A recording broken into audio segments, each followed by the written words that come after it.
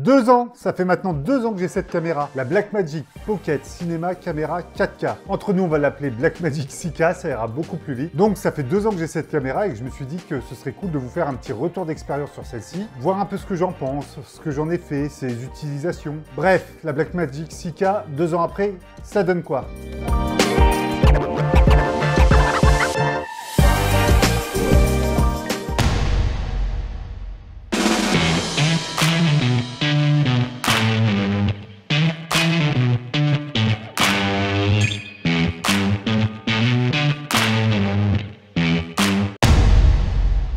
Alors tout d'abord, je tiens à m'excuser pour la qualité visuelle de cette vidéo, mais comme je vous fais un retour de la Blackmagic 6K qui est juste là à côté de moi, vous comprenez que c'est bien difficile de me filmer avec. C'est donc mon petit Sony ZV-10 qui va faire office de caméra pour cette vidéo, donc la qualité va être un peu moindre, il y a moins de bokeh, ça doit être sans doute moins joli. Ça devrait faire le taf. Revenons à nos moutons avec cette Blackmagic 6K. Alors tout d'abord, avant de vous faire mon retour sur cette caméra 2 ans après, je vais déjà vous dire à quoi je m'en sers. C'est donc un retour totalement subjectif sur mon utilisation au quotidien. Cette caméra, je m'en sers principalement pour 2 choses. Pour du YouTube, toutes les vidéos quasiment que vous avez vues sur cette chaîne ont été filmées avec cette caméra. Et je m'en sers aussi pour faire des tournages institutionnels, corporate, pour divers clients. Alors bien que cette caméra-là, on l'appelle une caméra de cinéma, moi bizarrement, je m'en suis jamais servi pour faire de la fiction. Donc mon retour, ce sera principalement sur l'utilisation que j'en ai pour YouTube ou pour du corporate, du film institutionnel en français. Alors pour commencer, je peux vous dire que moi j'ai la caméra en monture EF. Pourquoi je suis pas parti sur une autre monture?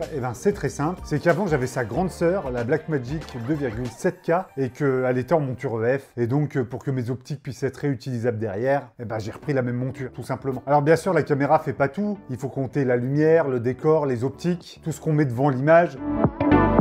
Alors cette vidéo, ce ne sera pas un test complet de la caméra, bien entendu. Des reviews sur cette caméra, vous en aurez des tonnes beaucoup plus précises et beaucoup plus techniques que mon retour d'expérience ici. Moi, c'est juste vous dire au bout de 2 ans, qu'est-ce que j'en pense? Est-ce qu'elle fait le job? Voilà, cette vidéo, ça va être ça. Ça va être vraiment un retour d'expérience. Alors dans un premier temps, ce que je peux vous dire sur cette caméra et que je trouve plutôt chouette, c'est son format d'enregistrement. Alors vous pouvez enregistrer de 2 manières, soit en RAW ou alors du ProRes.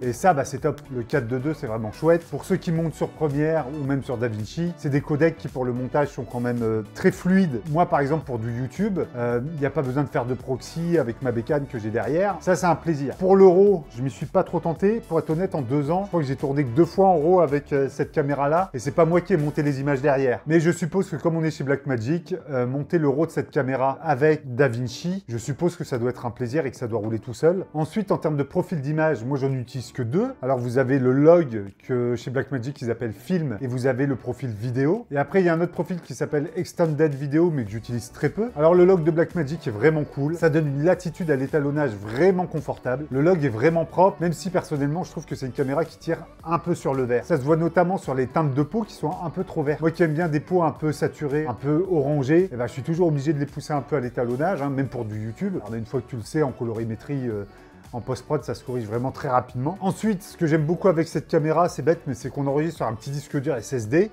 C'est ce que moi je fais. Vous pouvez mettre des cartes CFast, je crois. Moi, j'enregistre sur un petit disque dur SSD T5 de chez Sony. Et ce qui est top, c'est qu'une fois que vous coupez la caméra, il n'y a qu'à brancher le disque à l'ordinateur et décharger. Et ça, c'est super agréable. On perd pas de temps. Moi, dans mon workflow, en tout cas, je trouve ça chouette. On va aborder un petit point qui est quand même positif pour cette caméra, c'est que niveau rapport qualité-prix, je l'avais payé dans les 2500 €, je crois, il y a 2 ans. Pour l'utilisation que j'en ai et au prix où elle m'a coûté, c'est con, mais on en a pour son argent. Et c'est déjà pas mal. Alors, elle aura pas les performances d'une Red, d'une Sony Venice ou d'une Alexa. En basse lumière, elle morfle beaucoup plus. Je trouve qu'on en a quand même pour son argent, on va pas se leurrer. Alors, pour du corporate, tourner en studio, par exemple, en décor, avec des lumières artificielles, c'est une caméra qui fait très bien le job. Moi, j'ai tourné plusieurs institutionnels, genre des interviews, des choses comme ça, en studio, avec cette vidéo-là.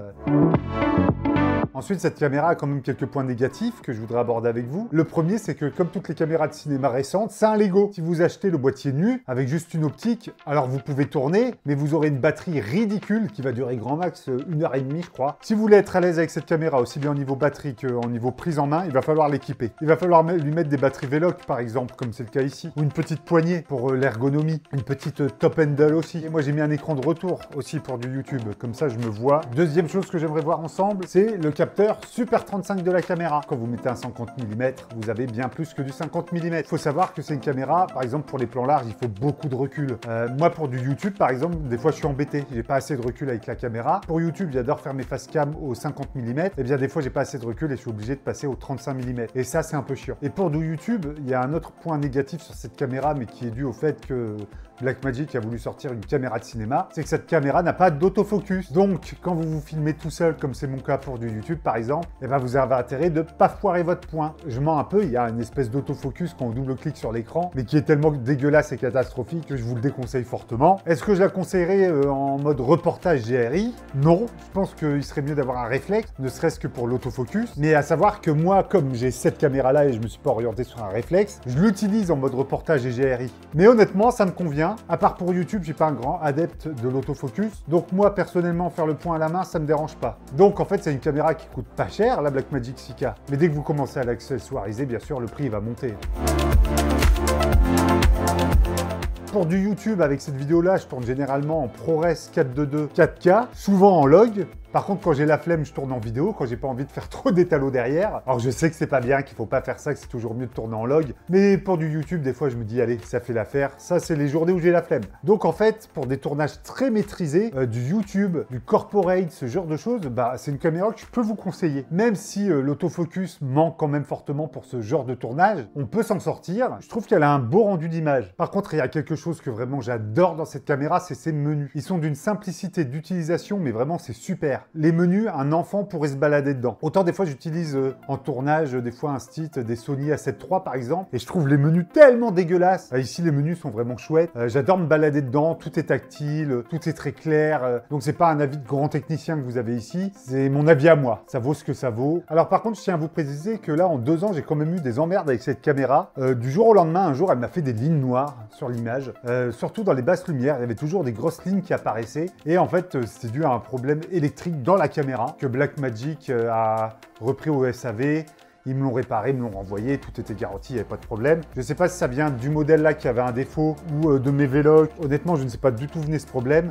Donc voilà, c'était comme ça une vidéo un peu à la cool pour vous faire mon retour d'expérience après 2 ans d'utilisation de cette caméra. Pour résumer, moi je peux vous dire que je suis très content de cette caméra pour ce que j'en fais. D'ailleurs, normalement, je devrais tourner bientôt un court-métrage si tout se passe bien avec cette caméra. Et je vous ferai peut-être un retour d'expérience. Si ça vous intéresse, dites-le dans l'espace des commentaires. Si cette vidéo vous a plu, n'hésitez pas à vous abonner, à mettre un commentaire, la cloche, le pouce bleu et tout ce qui va avec. C'est le meilleur moyen de faire progresser la chaîne. Et moi, je vous dis à la prochaine pour une prochaine vidéo. Et d'ici là, allez bien vous faire enfiler. Allez, ciao!